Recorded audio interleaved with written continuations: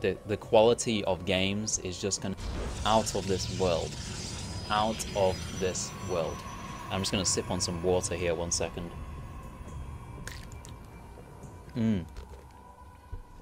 So, in the bottom left of Overgrowth LE, we have the red Protoss player with a cannon rush the last game, followed up by an Immortal Sentry.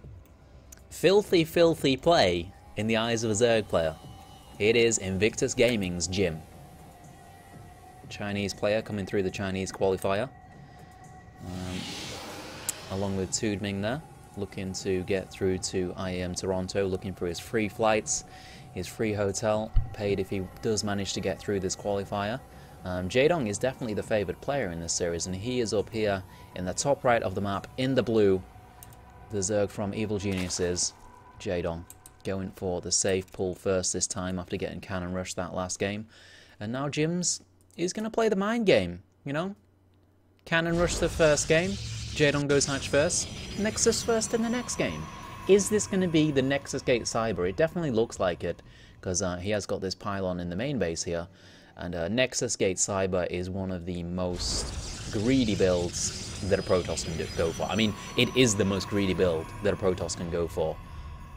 If you get 9 pulled, if you get 14-14 or things like that, it's going to be very, very difficult to hold. You're not going to have that cannon defense that you need against it. And Jaedong playing as safe as he possibly can right here with a pull first. The Zerglings to scout as well. So, yeah, Jim just getting the tiny edges in the early game. You know, when it comes down to it, you know, these builds don't matter that much. You know, he gets that small lead. And I'm just going to talk about what the power of this build is. So, why is this build good, right? It's a Nexus first, so you get the good economy. Usually you go with a Forge after this to be a bit safer. But because you get in the Gateway, that means you get the tech timings of a Gateway expand. So you're going to be able to get up those tech units really quickly, either a fast Warp Gate or a fast Stargate, with the economy of a Nexus first. That is why this build is so strong. But it definitely just doesn't mean he just wins the game outright. You know, he's got a slight lead at this point. And Jaedong's going to be going for that 3 hatchery opener, which is so common in ZVP. Going to be looking to drone up like a madman. And yeah, this game's going to be pretty passive for a while. I wonder how much Jaedong has earned in the scheme of things.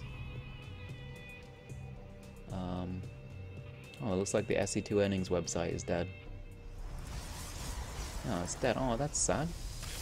SC2 earnings is a great website. Bit of harassment going on down here. Realizes it's the Nexus Gate Cyber.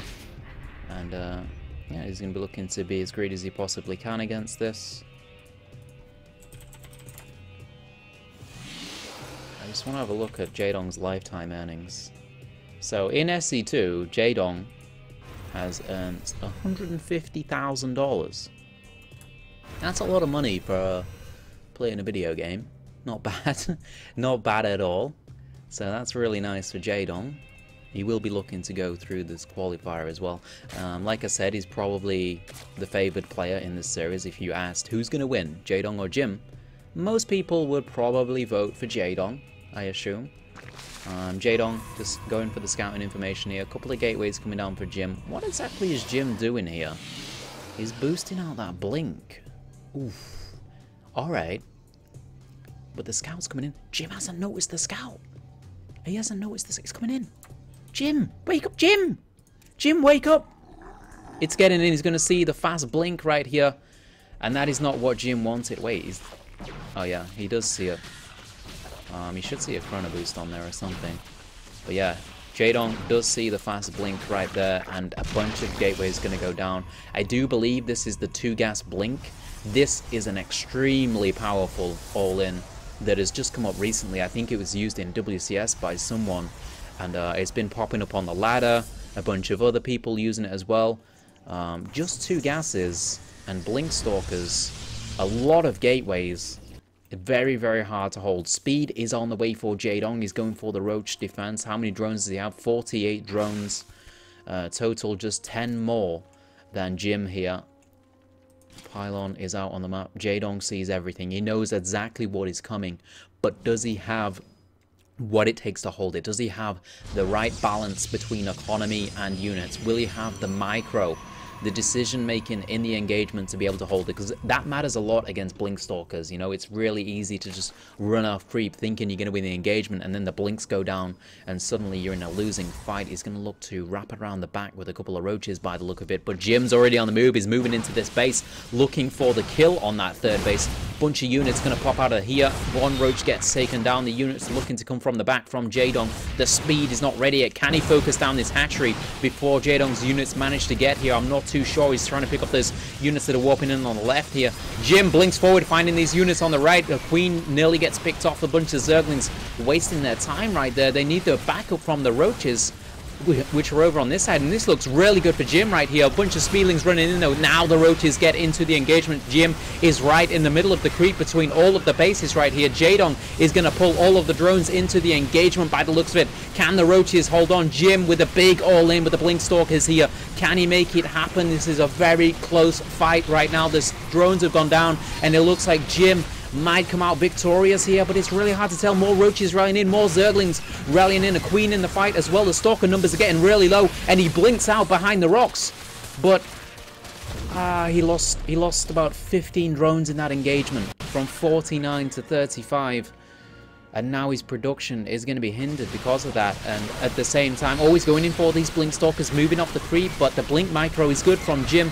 Can he make it happen here? Can Jaedong make the defense? I'm not too sure.